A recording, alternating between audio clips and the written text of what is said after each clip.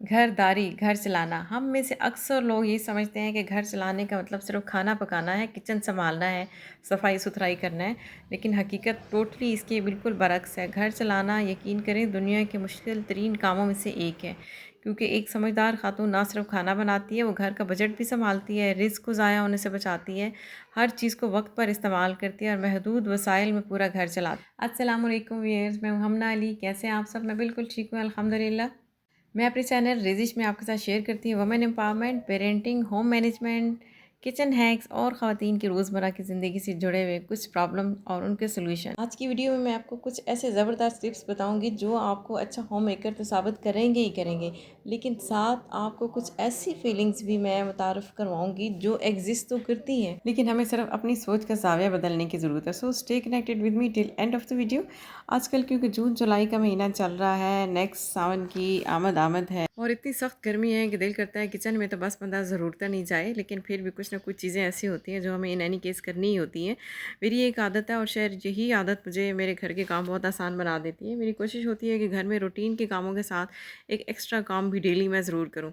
इसका फ़ायदा ये होता है कि कभी भी घर के काम एक साथ जमा नहीं होते, डीप क्लीनिंग अलग से नहीं करनी पड़ती और ना ही पूरा दिन एक ही काम में निकल जाता है। मेरे आज के प्लान में ये था कि किचन में जितनी भी ग्रॉसरी पड़ी है जिसकी मैंने पिछले 1 महीने से मैंने जिनमें से कोई चीज़ इस्तेमाल नहीं की और अगले कुछ अर्से तक शायद इसका यूजेज ना हो, तो उसे निकाल के चेक करूँ। इसका फ़ायदा ये होता है कि चीज़ें ख़राब होने से बच जाती हैं, प्लास्टिक कंटेनर्स जो है वो मैनेज हो जाते हैं, जो चीज़ कम है वो आप छोटे कंटेनर्स में डाल सकती हैं और इस तरह बड़े कंटेनर जार जो खाली हो जाते हैं उनको या तो धो धुला के मैं साइड पे कर देती हूँ या मैं वो चीज़ें डाल देती हूँ जो ज़्यादा क्वांटिटी में होती हैं। रमज़ान के बाद क्योंकि मैंने बेसन यूज़ नहीं किया था, इसको 1-2 दफ़ा तो मैंने धूप लगवाई थी, लेकिन अभी क्योंकि गर्मियाँ अभी 1 हफ़्ता भी अगर आपने एयर टाइट कंटेनर में कोई चीज़ रखी है तो वो रिस्क पे है, वो आपकी शायद ज़ाया चली जा सकती है।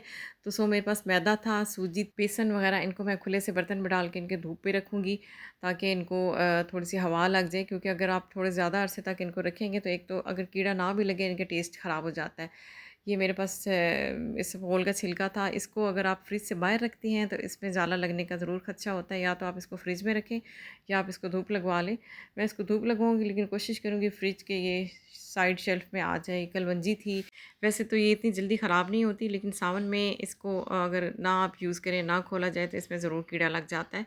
सो इसको भी मैं धूप लगवा के तो इसको ऐसे ही मैं रख लूँगी, या अभी सीज़न है क्योंकि मुझे अचार वगैरह में ज़रूरत है तो इसको मैं ज़रा, तो ये फिर उसमें जल्दी यूज़ हो जाएगी। ये मेरे पास अलसी है, अलसी के बीज हैं, मैंने मंगवाए हुए थे क्योंकि मैं घर में हर्बल शैम्पू बनाती हूँ, मैं सेल भी करती हूँ, लेकिन सर्दियों में क्योंकि दिन छोटे होते हैं मुझे टाइम नहीं मिला।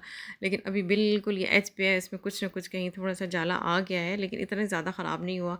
इसको मैं 1-2 दफ़ा धूप में रखूँगी, फिर इसको छान के मल के कपड़े के साथ रख दूँगी तो ये बच जाएगा और इसको फिर मैं फ़ौरन ये मेरे टारगेट में है कि इसमें यूज़ कर लूँ। अगर आपके पास कहीं पड़ा हुआ है तो उसको भी ज़रूर देखिए, इसमें भी जाला लग जाता है। इसके अलावा जो गरम मसाले के जो सारे आइटम हैं इस सीज़न में उसमें फफूंदी लग जाती है, उसमें वो कीड़ा लग जाता है, उसको आप ज़रूर देखें। गरम मसाला मेरा भी है, उसमें भी कुछ चीज़ें आ गई हैं, लेकिन अल्हम्दुलिल्लाह इतना ख़राब नहीं हुआ। बस 1-2 दफ़ा धूप के बाद मैं इसको सेट कर लूँगी। सफ़ेद तिल है, ये वैसे तो सर्दियों का आइटम है, लेकिन अभी क्योंकि फ्रिज में मेरे पास जगह नहीं है, स्पेस नहीं है, तो और दूसरा ये है कि गर्मियों की छुट्टियाँ हैं, बच्चे घर में हैं, हर वक्त उन्हें कुछ ना कुछ खाने की चीज़ चाहिए, तो इसके मैं फिर गुड़ के शीरे में डाल के तिल बट्टी बना लूँगी और वो डेली आप अगर आप 1-2 पीसेस बच्चों को दे दें तो बच्चे भी खुश हो जाते हैं, चीज़ें ख़राब होने से बच जाती हैं और आपके अच्छे स्नैक्स भी बन जाते हैं। गरम मसाले का आइटम है, उन्हें आप ज़रूर धूप लगवाएं, उन्हें बहुत जल्दी कीड़ा लग जाता है। तो इस तरह ये है कि एक आध दिन थोड़ा एक्स्ट्रा टाइम लगा के आप इन चीज़ों को मैनेज कर सकती हैं और इस तरह आपकी चीज़ें ज़ाया होने से बच जाती हैं। देखिए, मर्द तो बाहर से चीज़ें ले आते हैं, लेकिन उनको सँभालना, उनको एतदाल में यूज़ करना और ताकि वो ख़राब भी ना हो जाएँ और दोबारा अगले महीने आने तक काम भी चल रही है, तो ख़वातीन का काम है और ये ख़वातीन के बेस्ट मैनेजमेंट पे डिपेंड करता है। उसमें मैं आपको ये चीज़ एक और टिप भी बताती हूँ कि कोशिश करें इस महीने या सावन से पहले, क्योंकि ये दिन है और सावन के महीने में 1 डेढ़ महीना कोशिश करें आप कम से कम ग्रॉसरी ख़रीदें, कम से कम ग्रॉसरी लें और जो ली है उसे या तो ख़त्म करने की कोशिश करें या उसे फ्रिज या फ्रीज़र में आपके पास स्पेस है उधर रखें, या फिर उनको प्रॉपर हफ्ते में एक आध दफ़ा धूप लगवा लें ताकि वो ख़राब होने से बच जाएँ। इसके साथ ही एक और चीज़ जो रूटीन हमारी डेली हाउस और रूटीन में जो चीज़ निगलेक्ट होती है वो हम अनियन और पोटैटो स्टैंड जो है उसको हम देखते नहीं, उसको सेट नहीं करते, और जब उसकी हालत बहुत ही ख़राब हो जाती है तो तब हम उसको देखते हैं। तो ये सीज़न क्योंकि ऐसा है कि इसमें आलू भी आजकल ख़राब आ रहे हैं, प्याज भी ख़राब आ रहे हैं, तो इस चीज़ को मेंटेन करने के लिए आज मेरा ये था कि मैं स्टैंड को भी साफ़ करूं। वैसे मैं रूटीन में हर 10-12 दिन में स्टैंड को धो के साफ़ करती हूँ। अगर धो नहीं धो या अगर नई सब्ज़ी आती है, प्याज या आलू आते हैं, तो उससे पहले मैं स्टैंड को ज़रूर साफ़ करती हूँ। तो आजकल क्योंकि प्याज इतने ख़राब आ रहे हैं कि यकीन करें कि वो मैं 2-3 प्याज 4 प्याज डेली सफाई करते हुए किचन से डिस्पोज़ ऑफ करती हूँ, लेकिन इसके बावजूद कुछ ना कुछ प्याज जब सब्ज़ी के लिए काटनी हो तो अंदर से ख़राब हो जाते हैं।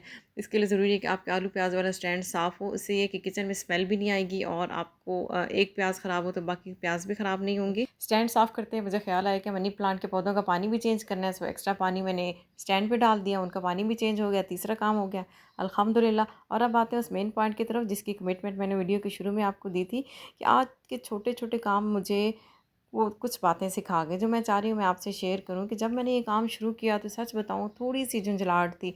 लगा था कि ये भी एक टाइम टेकिंग काम है, एक-एक डिब्बा निकालो, धूप में लगाओ, फिर वापस भर के रखो। लेकिन फिर अचानक मेरे ज़हन में ख़्याल आया कि जिन चीज़ों को आज मैं महफ़ूज़ कर रही हूँ, ये सब अल्लाह ताला की दी हुई नेमतें हैं। इतना रिस्क है कि आज इस्तेमाल नहीं हो रहा, फिर भी महफ़ूज़ कर रही हूँ ताकि आने वाले टाइम में काम है। और इसी लम्हे दिल से अल्हम्दुलिल्लाह निकला, क्योंकि दुनिया में कितने ही ऐसे लोग हैं जिनके पास अगले महीने की बात तो दूर, अगले वक्त के खाने का भी यकीन नहीं होता। तो आज का पहला सबक था शुक्र। जो अल्लाह ताला ने दिया है उससे देखें, उसको एक्नॉलेज करें, फिर जो नहीं है इसके बारे में तब सोचें।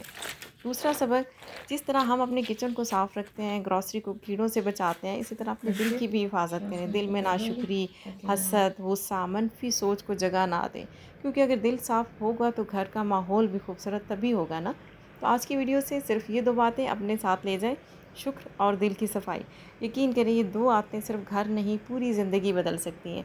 अल्लाह ताला हम सबको अपनी नेमतों की कदर करने वाला और साफ़ दिल रखने वाला बनाए, आमीन। आज की वीडियो कैसी लगी प्लीज़ कमेंट सेक्शन में ज़रूर बताइएगा। मिलते हैं अगली वीडियो में नए टॉपिक के साथ, तब तक फ़ी अमान अल्लाह।